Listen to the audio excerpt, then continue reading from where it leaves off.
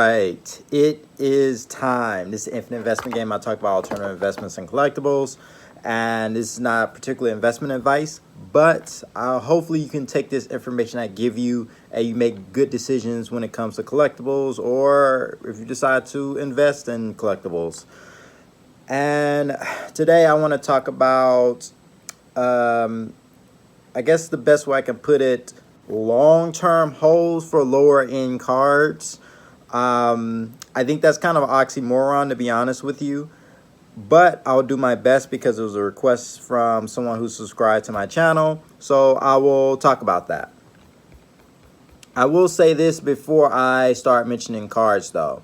As I do this video in June of 2022, a lot of these cards are still going down in price, and it still may be another year or two before things actually correct themselves. So low cost, long-term hold is kind of hard to really say.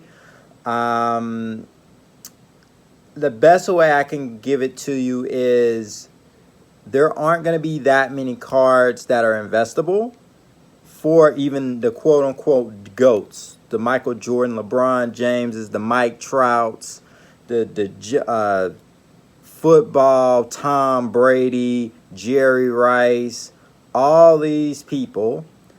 There's specific cards that will probably be valuable and to a point at a certain grade. And when it comes to investments, you have to look at other things too.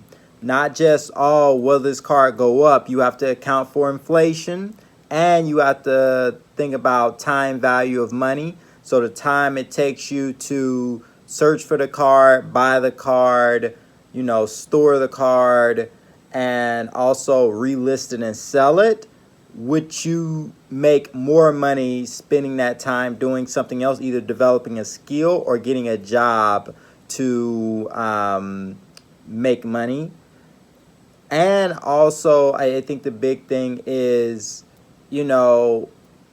the money that you put into this card, will it, okay, it increases over time, but would it be an alternative investment? So S&P 500, if you do some kind of stocks that give dividends, if you put that money in real estate instead, gold, those are other things or precious metals, those are other things to think about too. So, I'm gonna get into this. I know someone wants to know about 2003. This is Fleer, the Trio. You have the Matrix. Actually, I think the Matrix has a Carmelo, and I think the Trio has Carmelo as well. That's the best card to get. There is the one with the Chris Bosh instead of Carmelo. Both could be good investments, but the big thing, I think, I'm going to make a video on this, but when you buy the right thing at the wrong time, you're going to get pain. You're going to get pain in the sports card market. You buy the right thing at the wrong time. I'll give you an example. 1986 Fleer, PSA 10, Michael Jordan card. You buy it at $720,000. So you bought both of them that sold that same day. All right. That's great. That may be the right card to buy, but you bought it at the wrong time. So I don't think people should really be buying stuff for the long term as of right now, unless it's super rare. And being cheap, finding a cheap card that's going to be well on your investment is really going to be hard as well. But I will do my best. All the cards I mentioned are probably going to be very expensive unless you go into lower grades, but the population report should be lower. And then some stuff's going to be iconic, but it's really speculative and there's no way of really knowing. But I give you some. I'll start with basketball. I'll do a little bit of baseball, football, soccer. I'll try to do golf as well, and we'll see what we get. So 1960 Cons Wieners Oscar Robinson. If you can get it at PSA 1, get it at PSA 1. Very low pop count. Wieners, 1960. 1968 Topps Test John Havlicek. 1968 Topps Test Willis Reed. 1968 Jack in the Box San Diego Rockets Elvin Hayes. 1982 Lakers BASF James Worthy. 1983 Trail Blazers Police Clyde Drexel. These are alternative rookie cards, and really what you should be looking for is alternative cards for these players. Alternative rookies and their rookie year or close to their rookie year. That's like not an official release. Maybe some kind of side card, something like the 1985 Interlake Bulls Michael Jordan, 1985 Nike Michael Jordan promotional card, 1985 Prism/Jewel sticker Michael Jordan. I have this card, the 1985 JMS Game Charles Barkley perforated card. There's actually a PSA 10 now, so I'll be interested to try to get one of those, get that card if it ever comes up for sale. Inman's Bull Scottie Pippen, the one arm up with the blank back. Also, 1988 Spurs Police Diamond Shamrock David Robinson.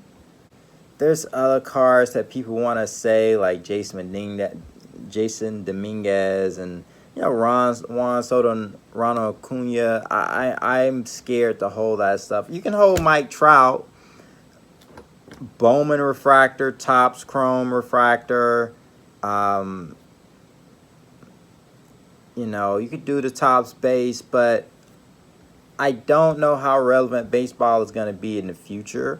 I mean, there's a 10 Griffey 1989 Upper Deck, but it's very high population. It's junk wax era card. I'll give you another one, 1992 Michael Jordan Upper Deck Fanimation French International version. That's an interesting card. Your 1979 Wayne Gretzky Topps. You can try to get that into the highest grade possible. Whatever you can afford. I mean, I guess the Topps update from Mike Trout for 2011. Other stuff, Mariano Rivera, Derek Jeter SP foil. If you can get that in the highest grade that you possibly can. But as far as cheap right now, stuff is still correcting, and we don't really know what's low end and what's high end and what's mid tier. Investment stuff, gambling is mid-tier stuff, but you're really going to have to go for high-end if you want the closest thing to a guarantee. Football cards, I mean, Tom Brady SP Authentic. Maybe Tom Brady Bowman's Chrome, but that stuff still needs to come down a lot. Just a lot. Maybe Jerry West Topps. If you can find a BGS 9.5, a PSA 10 is always going to be expensive, but you can find a BGS 9.5, SGC 9.5, maybe SGC 10, CSG 9.5, something like that. I think that could be a decent play or decent long-term thing to get. If you can get the Topps Chrome Kobe Bryant PSA 10 or 2009, I believe that's 2008, Kobe LeBron Topps Chrome refractor, some sort of refractor at some kind of grade. Orange refractor would be nice, gold refractor, but some kind of grade.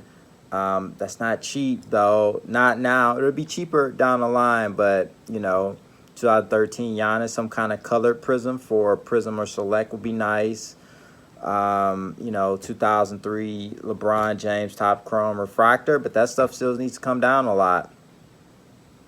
2005 SP Authentic Alex Ovechkin, if you can get it in a nice enough grade. But I still think hockey has a lot to come down as well. I would say 2005 Sidney Crosby ST Authentic Future Watch would be an interesting card to buy. Maybe buy BGS because it's cheaper. At least you get the card. Or 1979 Wayne Gretzky O-Pee-Chee. I think that the higher level cards are going to go up more than anything. So I would say go buy that. If you buy a PSA 1, if you can afford it. Just get the highest grade that you can possibly afford. But I still think it's all speculative with hockey. Um, there has been talk about a few other things, but I would want to be careful. You just really don't know. The other one's 1952 Mickey Mantle Tops. You know, if you can get a PSA 1 or authentic, I think that'd be good. 1954 Hank Aaron Tops. You can get a PSA 1, authentic BGS 1, something like that.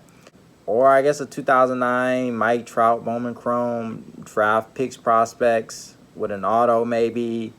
Or just a rookie auto from Mike Trout would be interesting.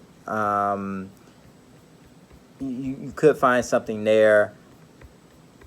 Outside of that, you know, I know people say GOATs, but I think GOATs are kind of overpriced.